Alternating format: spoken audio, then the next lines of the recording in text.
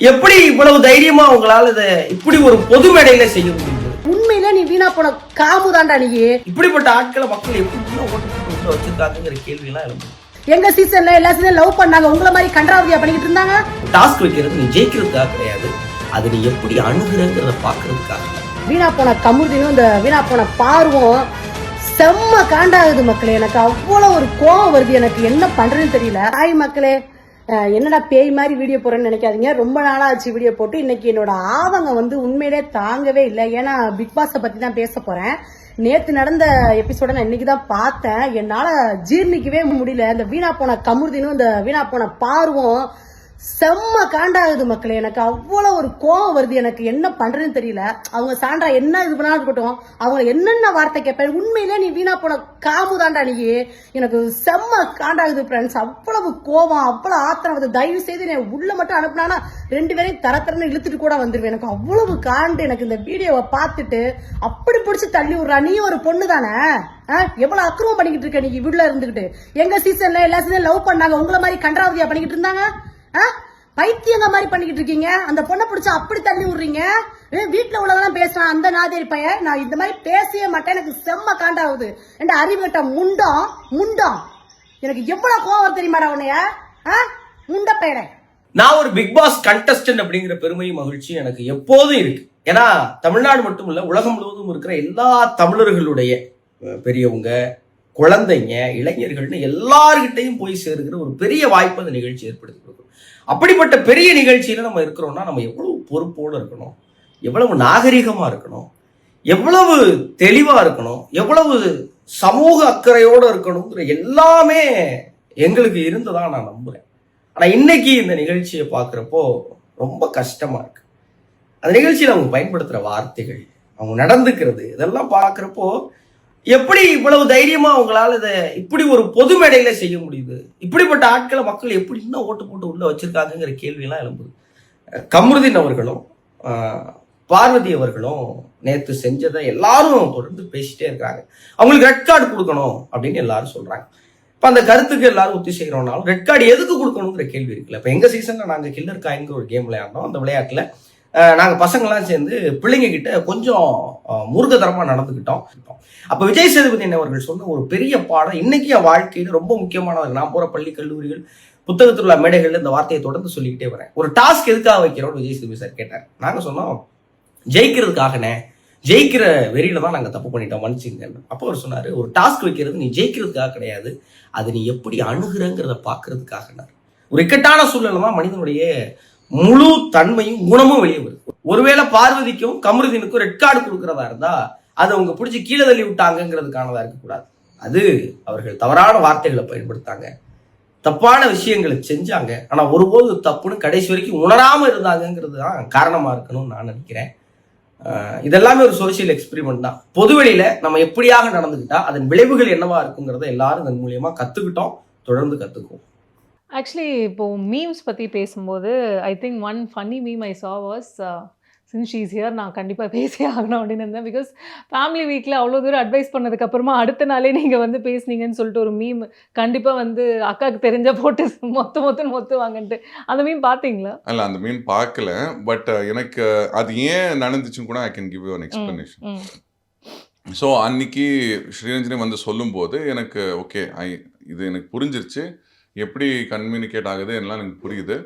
So I will go and so உடனே போய் நான் பார்வகிட்டையும் கமருதி இவங்க எல்லோரும் இருந்தாங்க. நான் போய் உங்ககிட்ட பெருசாக பேசக்கூடாது அப்படின்னு சொல்லியிருக்கான். அண்ட் எனக்கு அது சரின்னு படுது. I will try and keep some distance with you அப்படின்னு சொல்லி அங்கேருந்து நான் எழுந்திரிச்சு போயிட்டேன். அன்னைக்கு நைட் வந்து சாண்ட்ரா கிட்ட நான் பேசினேன். அண்ட் அதுக்கு அடுத்த டே கூட நான் பார்வகிட்ட பேசினேன். பட் எல்லாமே ஒரு ஒரு பேரியரோட தான் நான் பேசினேன். அவங்க 2 பேருக்கிட்டையும் நான் அப்படி தான் பேரியரோட பேசுவேன். பட் எனக்கு மனதளவில் வந்து இவங்களோட நான் பேசக்கூடாதுங்கிற ஒரே காரணத்துக்காக ஏதோ கீ போட்ட மாதிரி உடனே திருந்திட்டான், உடனே வந்து மாதிரிட்டான் அப்படின்னு எல்லாம் நானே அதை சொல்லிக்க கூடாது. அதை பார்க்கும்போது எனக்கே ஒரு மாதிரி இஃப் ஐ சி, நான் வந்து ஒரு நல்ல எண்ணத்தோட யாரோ வந்து சொல்கிறாங்க இவங்க கூட பெருசாக சேராதே, it's not good for you அப்படின்னு சொல்லும்போது எனக்கு ஒரு சுய அறிவு இருக்கணும்ல, எதனால இது இருக்கும். ஸோ அந்த பேரியர் வச்சு நான் பேச ஆரம்பிச்சேன். பட் மொத்தமாக அவர் டிஸ்எங்கேஜ் பண்ணிட்டேன்னா அப்போ என்ன மாதிரியான கோலை நான் புரியுது. யாரோ வந்து சொல்றாங்க, நீ அப்படியே நம்புற. யாரோ இப்படி வந்து சொல்றாங்க, நீ அவங்க அவங்க யாரோ வந்து என் மனைவியாவே இருக்கட்டும்.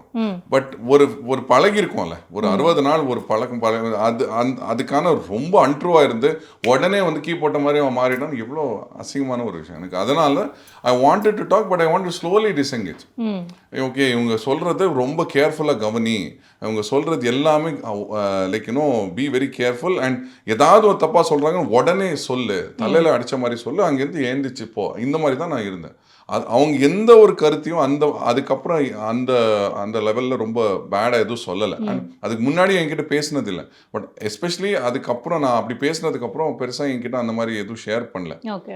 And I felt I didn't have to immediately disengage. அதுதான் அதனால. ஓகே. இப்போ நீங்கள் சொன்னீங்கல்ல உங்களோட மனதளவுக்கு வந்து ஒரு சில கண்டஸ்டன்ஸ்லாம் லைக் பிலோ த மார்க் போயிட்டாங்க அப்படின்னு இருக்கும்போது probably you might have seen today's promo ticket to finale டாஸ்கில் வந்து ரொம்ப ஒரு மாதிரி ஃபில்த்தியாக மாறிட்டு இருக்கு நிறைய விஷயங்கள்.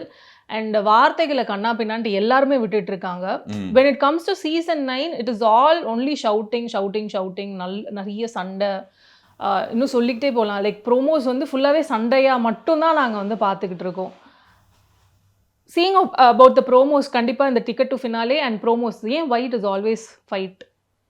அங்கே ஒரு கொஞ்சமாவது ஈக்குவலிபிரியம் மெயின்டைன் பண்ணக்கூடிய ஆட்கள் வந்து அங்கே இல்லவே இல்லை. டீசெண்டாக கேம் ஆடுறவங்க அங்கே இல்லை. வந்து ஒரு ஸ்போர்ட்டிவாக இந்த விஷயத்தை இப்படி கொண்டு போகலாம், கேமுக்காக எவ்வளோ வேணா இறங்கலாம் அப்படின்னு நினைக்கக்கூடிய ஆட்கள் வந்து இருக்காங்க. அதை ஒரு லைனை தாண்டி போக வேணாம் அப்படின்னு நினைக்கிற ஆட்கள் அங்கே இல்லை. ஓகே. அண்ட் இவங்களுக்கு ஒரு புத்திமதி சொல்கிற கனியும் இல்லை. பாரு, கம்ருதீன், வினோத் இவங்களுக்கு புத்திமதி சொல்கிற நானும் இல்லை. ஸோ அப்படி இருக்கிறதுனால கம்ப்ளீட்டாக ஒரு ஃப்ரீ ஃபார் ஆல் ஆயிடுச்சு, என்ன வேணால் பண்ணிக்கோ அந்த மாதிரி ஆயிடுச்சு. அதுதான் அங்கே அதோட வெளிப்பாடு தான் நம்ம பார்த்துட்ருக்கோம். ஓகே. பட் ஆனால் இப்போ நீங்கள் சொன்னீங்கல்ல, இப்போது சொல்கிறதுக்கு நீங்கள் 2 பேரும் இல்லை அப்படின்னா சொன்னாலுமே வந்து ஒரு மாதிரி இது குரூப்பிசம் நடக்குது அப்படின்ட்டுலாம் வந்து வெளியில் பேசுகிறாங்கல்ல, அதை நீங்கள் எப்படி பார்க்குறீங்க? குரூப்பிசம் வந்து இப்போது நம்ம ஒரு வீட்டுக்குள்ளே போகிறோம், நம்ம இவங்களோட இதில் பேசுகிறோம்னா ஒரு வேவ் லென்த் மேட்ச் ஆகிறது, அது அது எதுவும் பண்ண முடியாது. குரூப்பிசம் இருக்கக்கூடாதுன்னா சில பேர் எல்லார்கிட்டையும் பேசுவாங்க. பட் அந்த எல்லார்கிட்ட அவங்க பேசக்கூட விட மாட்டாங்க. எனக்கு அந்த குரூப்பிசம்குள்ளே போக விரும்பல. நான் எல்லார்கிட்ட பேசணும் தான் எனக்கு ஆசை. ஃபர்ஸ்ட்லேருந்து நான் எல்லார்கிட்ட நான் போன லைக் கையோட எல்லாருக்கிட்டையும் நான் பேசினேன். வாட்டர்மெலன் கிட்ட, பியானா கிட்ட, கனி கிட்ட, எல்லார்கிட்டையும் நான் பேசினேன். ஆனால் ஒரு கட்டத்தில் ஒரு குரூப் ஆஃப் பீப்புள் கிட்ட தான் எனக்கு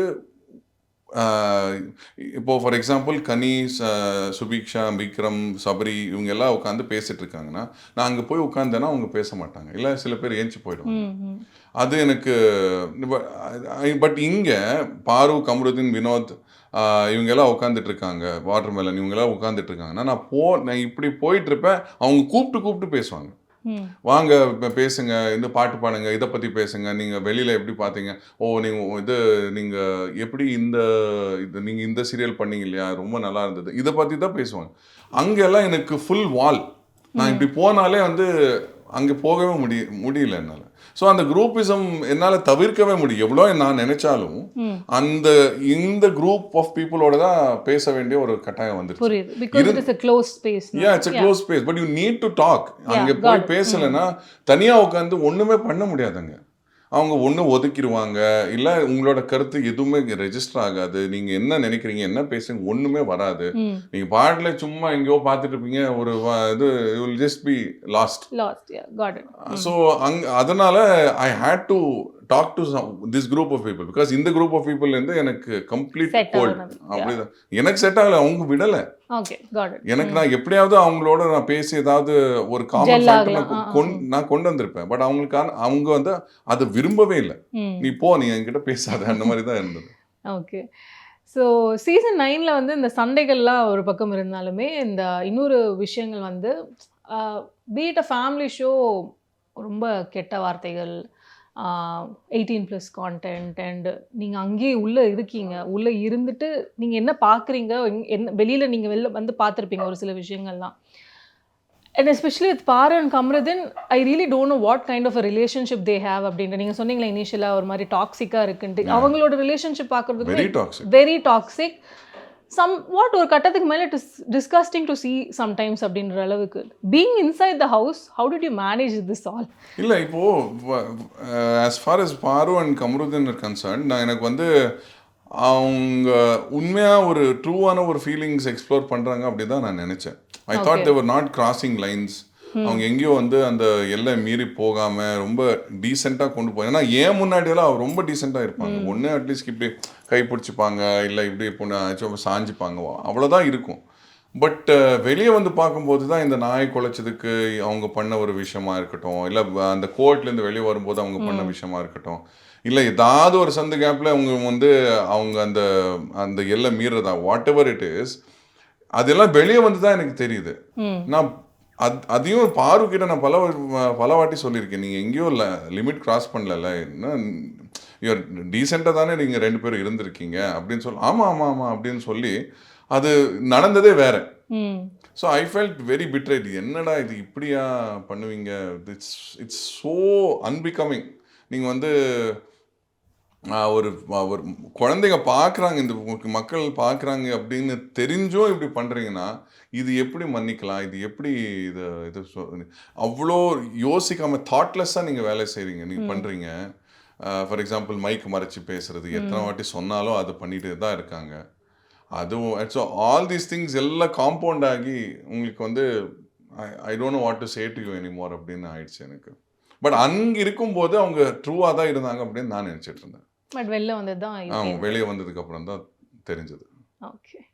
ஸோ இப்போது வந்து major miss in ticket to finale task வந்து நீங்களாக இருக்கீங்க. பட் வெரி சர்ப்ரைசிங் திங்ஸ்லாம் பார்க்க முடியுது. வந்து அரோரா வந்து she is doing her best அப்படின்ட்டு. ஷி வாஸ் ஆல் குவைட் இவ்வளோ நாட்கள் அண்ட் அவங்க டிக்கெட் டு ஃபினாலேயில் பயங்கரமாக பண்ணிருக்காங்க. Your take on that. இப்போது அரோரா வந்து அவங்க பேச ஆரம்பித்தது 5th 6th வாரத்துக்கு அப்புறம் தான், ஒரு 6 வாரத்துக்கு முன்னாடி அதுக்கப்புறம் தான் பேச ஆரம்பித்தாங்க.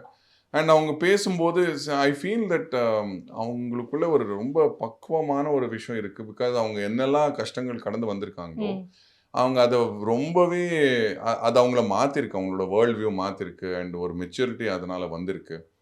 சில விஷயங்கள் வந்து அவங்க வேணுட்டு மேனுஃபேக்சர் பண்ணி அதை கொண்டு வராங்க அப்படின்னு தோணுது. எஸ்பெஷலி இந்த துஷார் விஷயம், அது தன்னோட மைலேஜ்க்காக அது யூஸ் பண்ற மாதிரி எனக்கு ஃபீல் ஆச்சு வீட்டில் இருக்கும்போது. அண்ட் இது இந்த துஷார் சொன்னாலே கண்ணில் கண்ணீர் வருது, எனக்கு யாருமே இல்லைன்னு சொல்றது. அவங்கள ஒரு மாதிரி அவங்க ட்ராமடைஸ் ஆயிட்டாங்களா என்ன? ஏன்னா திடீர்னு யாராவது வீட்டில் கத்துனாங்கன்னா ஒரு மாதிரி கண் கலங்கிடுறாங்க. அவங்க கிட்ட வந்து யாராவது ஷவுட் பண்ணாங்களோ, அது அது எதனா ட்ராமா அந்த மாதிரி எதனா ஷேர் பண்ணியிருக்காங்களா அவங்க? இல்லை அவங்க யாருமே கத்தலை. ஐ டோன்ட் திங்க் யாருமே அது யாருமே வந்து அவங்கள பார்த்து துஷார் முன்னால் தான் போயிருக்காங்க அப்படின்னு சொல்லியிருக்காங்க. யாருமே அவங்கள பார்த்து இல்லை இல்லை இன் ஜென்ரல் வேற ஏதான ஒரு சண்டை போச்சுனாலே ஒரு மாதிரி சிவராக ஆரம்பிச்சிடுறாங்க. அவங்களும் கத்திருக்காங்க, நானே பார்த்துருக்கேன். ஒரு டவல்ல வந்து கொஞ்சம் இது என்னது இந்த ஃபங்கஸ் வந்துருச்சுன்னு சொல்லி அதுக்கு வந்து கீழே தூக்கி போட்டு கத்தி அந்த மாதிரி எல்லாம் பண்ணியிருக்காங்க. So it's not like she is above that. And கத்தும்போது கூட எல்லாரும் like you know it's not like it's gone to that level அப்படியெல்லாம். அண்ட் அவங்க வந்து அந்த அந்த டான்ஸ் மேரத்தான் டாஸ்க்ல கூட எல்லாரும் டிஸ்டர்ப் பண்ணுறதுக்கு அப்படி கத்திட்டு இருந்தாங்க. அப்போ கூட அவங்க சாந்தமாக தான் இருந்தாங்க. So it seems manufactured to me. So அவங்க வந்து இந்த மாதிரி துஷார் சொன்ன உடனே உடஞ்சி அழுறது, எனக்கு யாரும் இல்லை அப்படின்னு சொல்லி ஃபீல் பண்ணுறது, இதெல்லாம் கொஞ்சம் மேனுஃபேக்சர்டாக ஃபீல் ஆகுது. ஸோ அந்த ஒரு விஷயத்தை வச்சு I feel she's come so far. அவங்க முன்வைக்கிற பாயிண்ட்ஸ் எல்லாம் ரொம்ப கிளியராக கிறிஸ்பாக ரொம்ப தாட் ப்ரோவோக்கிங்காக தான் இருக்கும். பட் இது வந்து எனக்கு எங்கே அவங்கக்கிட்ட நேராக பேசாமல் அதை நான் வீக்கெண்டில் சொல்லுவேன் ஃபார் மோஸ்ட் மைலேஜ் அப்படின்னு அவங்க ஒரு விஷயத்தை புரிஞ்சுக்கிட்டாங்க. அதுக்கேற்ற மாதிரி அவங்க விளையாடுறாங்க. அதனால தான் அவங்களுக்கு அவ்வளோ மைலேஜும் கிடைச்சிட்டு இருக்கு. பட் டாஸ்கில் அவங்க நல்லா பெர்ஃபார்ம் பண்ணுறது எனக்கே வியப்பாக தான் இருக்குது. பிகாஸ் அவங்கள நான் பெர்ஃபார்மராக நான் பெருசாக நான் கருதுனதே இல்லை. பிகாஸ் ஏதாவது ஒரு ரொம்ப ஈஸியாக கிவ் அப் பண்ணுறது, கம்ஃபர்ட்டை தேடி போகிறது, இதெல்லாம் நான் நிறைய பார்த்துருக்கேன் அரோரா கிட்ட. ஸோ அவங்க வந்து ஒரு ஃபிசிக்கல் டாஸ்கில் நல்லா பெர்ஃபார்ம் பண்ணியிருக்காங்கன்னு பார்க்கும்போது I'm like wow, I am very surprised by that behaviour and hats off to you அப்படின்னு தான் தோணுது.